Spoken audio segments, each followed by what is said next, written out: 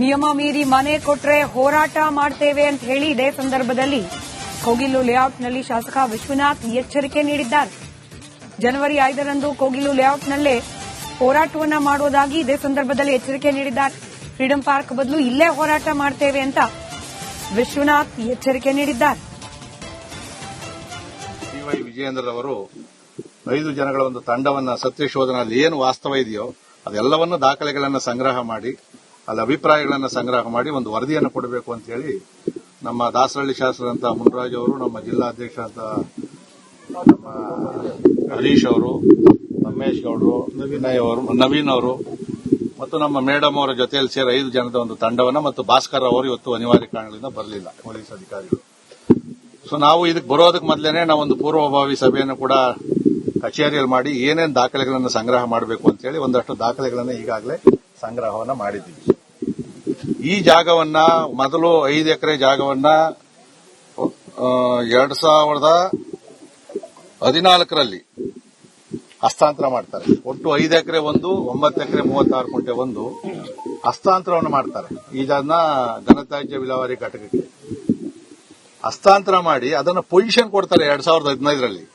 ಯಾವುದೇ ಜಾಗ ಡೀಟೇಲ್ಸ್ ನೊಂದಿಗೆ ನಮ್ಮ ಪ್ರತಿನಿಧಿ ಸತ್ತಾರ್ ನೇರ ಸಂಪರ್ಕದಲ್ಲಿದ್ದಾರೆ, ಸ್ಥಳದಲ್ಲೇ ಇದ್ದಾರೆ. ಸತ್ತಾರ್ ಕೂಡ ಸತ್ತಾರ ಬಿಜೆಪಿ ನಿಯೋಗ ಭೇಟಿ ಕೊಟ್ಟಿದೆ, ಹೋರಾಟ ಪ್ರತಿಭಟನೆಯ ಎಚ್ಚರಿಕೆ ಕೂಡ ನೀಡ್ತಾ ಇದೆ.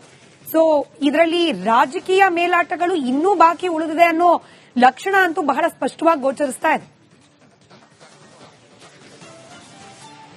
ಸ್ಮಿತಾ, ಇವತ್ತು ಬಿಜೆಪಿಯ ಸತ್ಯಶೋಧನಾ ಸಮಿತಿ ಭೇಟಿ ಕೊಟ್ಟಂತಹ ಸಂದರ್ಭದಲ್ಲಿ ಒಂದಿಷ್ಟು ಪ್ರಶ್ನೆಯನ್ನು ಮಾಡ್ತಾರೆ. ಅದರಲ್ಲೂ ಕೂಡ ಪ್ರಮುಖವಾಗಿ ಎಲ್ಲಿರುವಂತಹ ಜನರಲ್ಲಿ ಪ್ರಮುಖವಾಗಿ ಪ್ರಶ್ನೆ ಮಾಡ್ತಾ ಇರುವಂತದ್ದು, ನೀವೆಷ್ಟು ವರ್ಷದಿಂದ ವಾಸವಾಗಿದ್ದೀರ ಅಂತ ಪ್ರಶ್ನೆ ಮಾಡ್ತಾರೆ. ಒಂದು ಸಂದರ್ಭದಲ್ಲಿ 5-6 ವರ್ಷಗಳಿಂದ, ಕೆಲವೊಂದಿಷ್ಟು ಜನ 10 ವರ್ಷಗಳಿಂದ ವಾಸವಿದ್ದಾರೆ ಅಂತಾರೆ. ಹಾಗಾದ್ರೆ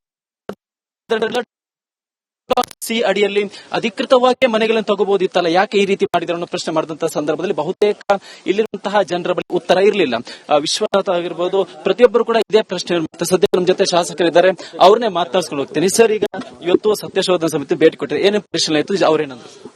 ಈಗ ಇದಕ್ಕೆ ಪೂರ್ವಭಾವಿ ಸಭೆಯನ್ನು ಮಾಡಿ ದಾಖಲೆಗಳನ್ನು ಸಂಗ್ರಹ ಮಾಡಿದ್ದೀವಿ. ಅಂದ್ರೆ ಇದು ಜಾಗ ಸರ್ಕಾರ ಯಾವಾಗ ಹಸ್ತಾಂತರ ಮಾಡಿತು, ಕೊಡುವಾಗ ಇದು ಕರೆಕ್ಟ್ ಆಗಿ ಪೊಸಿಷನ್ ಕ್ಲಿಯರ್ ಇತ್ತಾ, ಇವೆಲ್ಲವನ್ನು ಕೂಡ ಸಂಗ್ರಹ ಮಾಡಿದ್ವಿ. ಇಲ್ಲಿ ಎಷ್ಟು ಜನ ಮೊನ್ನೆ ಹೊಡೆದಾಗ ಮನೆಗಳಿತ್ತವ್ರ Aadhaar card, voter ID card ಇವೆಲ್ಲವನ್ನು ಸಂಗ್ರಹ ಮಾಡಿದೀವಿ.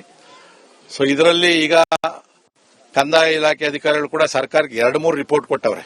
ಅಷ್ಟು ರಿಪೋರ್ಟ್ ಕೂಡ ನಾವು ಹತ್ರ ತರಿಸ್ಕೊಂಡಿದ್ದೀವಿ. ನಾವು ಅದರಲ್ಲಿ ಕೊನೆಗೆ ಅಂತಿಮವಾಗಿ ಅವರು ದಾಖಲೆಯನ್ನು ಕೊಡಕ್ ಆಗ್ತಾ ಇಲ್ಲ, ಇಲ್ಲಿ ಜಿನಿಯಾನಿಟಿ ಕೊಡಕ್ ಆಗ್ತಾ ಇಲ್ಲ ಅವ್ರ ಕೈಯಲ್ಲಿ.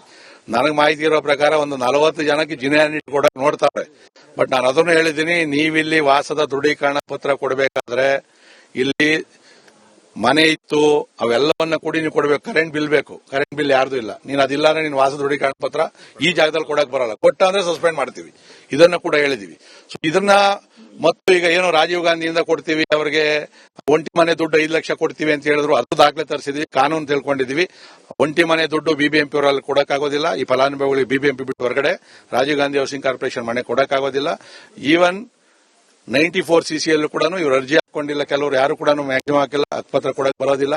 ಸೊ ಮತ್ತೆ 5 ವರ್ಷ ಬೆಂಗಳೂರಲ್ಲಿ ನಗರ ಜಿಲ್ಲೆಯಲ್ಲಿ ವಾಸ ಮಾಡಬೇಕು ಅಂತ ಐತೆ. ದೃಢೀಕರಣ ಪತ್ರ ಈ ಕಂದಾಯ ಅಧಿಕಾರಿಗಳ ಕಡೆಯಲ್ಲಿ ಕೊಡಕ್ ಆಗಲ್ಲ. ಕೊಟ್ಟರು ಕೂಡ ಅದು ಸುಳ್ಳು ಅನ್ನೋದನ್ನ ನಾವು ಸಾಬೀತು ಮಾಡಕ್ಕಾಗತಕ್ಕಂಥ ದಾಖಲೆಗಳು ನಮ್ಮ ಹತ್ರ ಇಟ್ಕೊಂಡಿದ್ದೀವಿ. ನಾವು ಅವಾಗ ನಮ್ಮ ಅಂದ್ರೆ ಆಧಾರ್ ಕಾರ್ಡ್ ನ ಬ್ಯಾಗ್ ಇದೆ ಅಂತಿದ್ರೆ, ನಿಮ್ಮ ಬ್ಯಾಗ್ ನಲ್ಲಿ ಏನೇನಿದೆ ಸರ್? ನಮ್ ಬ್ಯಾಗಲ್ಲಿ ಅವರೇ ಕೊಟ್ಟಿರೋದು.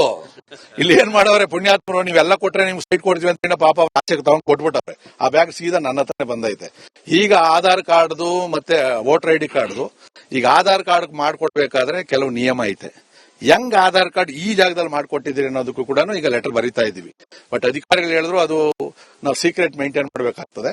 ಆದ್ರೂ ಕೂಡ ಅದೇನೋ ತಪ್ಪಿತಸ್ಥಿತ್ತು ಅಂದ್ರೆ ಯಾರು ಕೊಡಬೇಕು ಅದನ್ನ ಮಾಹಿತಿ ಕೊಡ್ತೀವಿ ಅಂತಕ್ಕಂಥ ಮಾತನ್ನ ಹೇಳವ್ರೆ.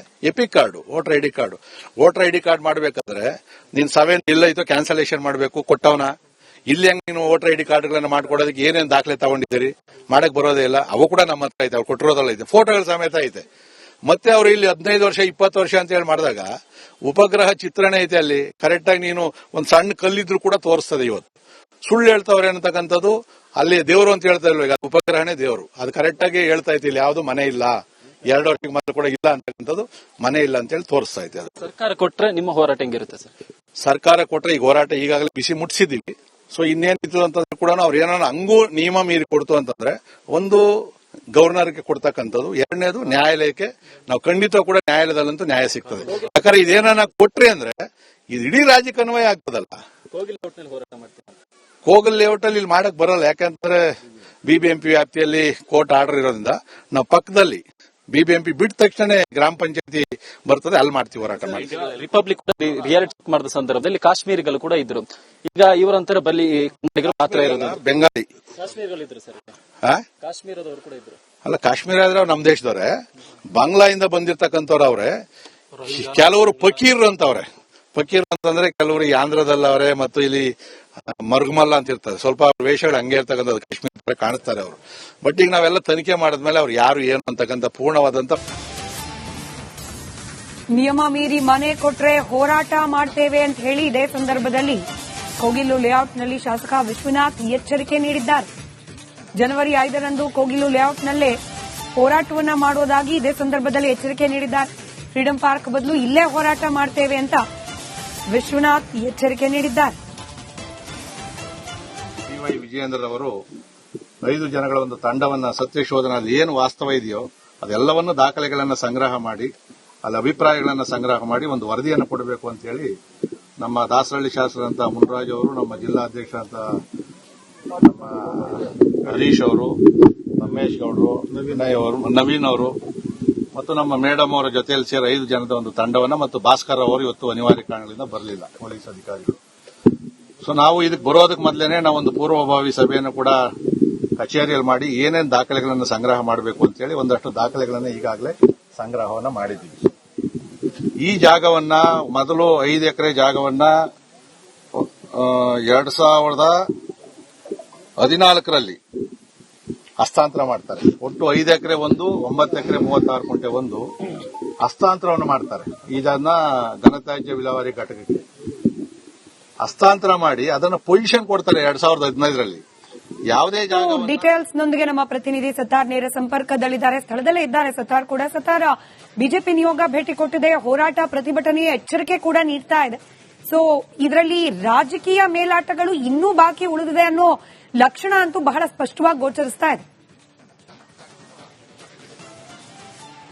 ಸ್ಮಿತಾ, ಇವತ್ತು ಬಿಜೆಪಿಯ ಸತ್ಯಶೋಧನಾ ಸಮಿತಿ ಭೇಟಿ ಕೊಟ್ಟಂತಹ ಸಂದರ್ಭದಲ್ಲಿ ಒಂದಿಷ್ಟು ಪ್ರಶ್ನೆಯನ್ನು ಮಾಡ್ತಾರೆ. ಅದರಲ್ಲೂ ಕೂಡ ಪ್ರಮುಖವಾಗಿ ಎಲ್ಲಿರುವಂತಹ ಜನರಲ್ಲಿ ಪ್ರಮುಖವಾಗಿ ಪ್ರಶ್ನೆ ಮಾಡ್ತಾ ಇರುವಂತದ್ದು, ನೀವೆಷ್ಟು ವರ್ಷದಿಂದ ವಾಸವಾಗಿದ್ದೀರಿ ಅಂತ ಪ್ರಶ್ನೆ ಮಾಡ್ತಾರೆ. ಒಂದು ಸಂದರ್ಭದಲ್ಲಿ 5-6 ವರ್ಷಗಳಿಂದ, ಕೆಲವೊಂದಿಷ್ಟು ಜನ 10 ವರ್ಷಗಳಿಂದ ವಾಸವಿದ್ದಾರೆ ಅಂತಾರೆ. ಹಾಗಾದ್ರೆ ಸಿ ಅಡಿಯಲ್ಲಿ ಅಧಿಕೃತವಾಗಿ ಮನೆಗಳನ್ನು ತಗೋಬಹುದಿತ್ತಲ್ಲ, ಯಾಕೆ ಈ ರೀತಿ ಮಾಡಿದ್ರು ಅನ್ನೋ ಪ್ರಶ್ನೆ ಮಾಡಿದಂತಹ ಸಂದರ್ಭದಲ್ಲಿ ಬಹುತೇಕ ಇಲ್ಲಿರುವಂತಹ ಜನರ ಬಳಿ ಉತ್ತರ ಇರಲಿಲ್ಲ.